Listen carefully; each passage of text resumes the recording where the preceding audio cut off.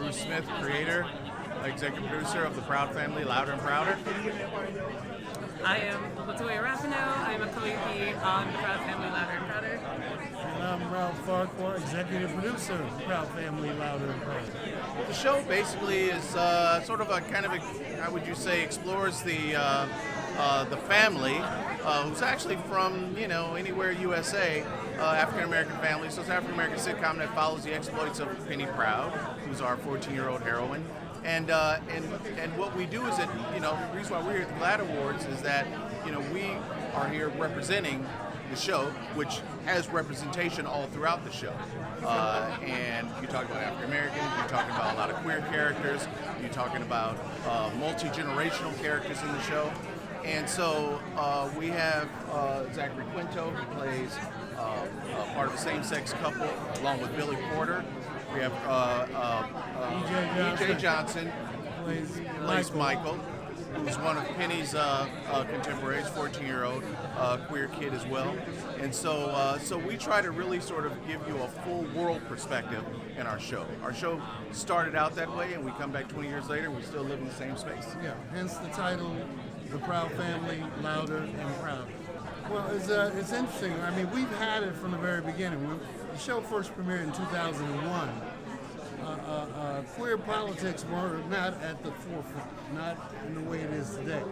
And certainly there was little representation on TV, almost virtually none in family and kids television. And so we kind of had to go under the radar. We had to use code. But it was interesting. There was a queer executive.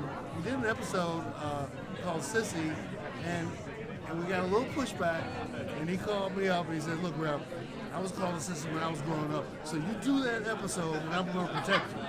And so that was kind of the beginning of us delving into these topics. So fast forward to 20 years later, when the show comes back, now it's a whole different landscape. And we can go into it with a full-throated voice, because not only in front of the camera, in terms of characters, we have queer characters, but behind the scenes we have a crew of diverse black, brown, Asian, straight, queer characters who are ready to lean into these characters in a way that's never been done before. And that's why we're here, because folks at GLAAD kind of noticed it.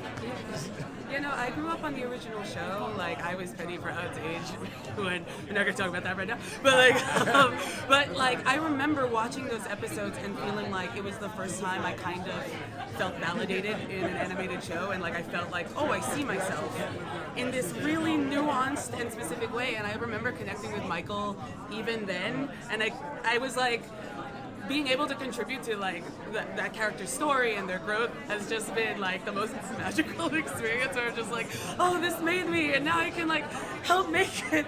So yeah, it's just been a super ride. Well, a journey. It makes the show, keeps the show authentic, and that's what we want to tell. We want to tell truth stories with authentic characters that actually breathe this space every day.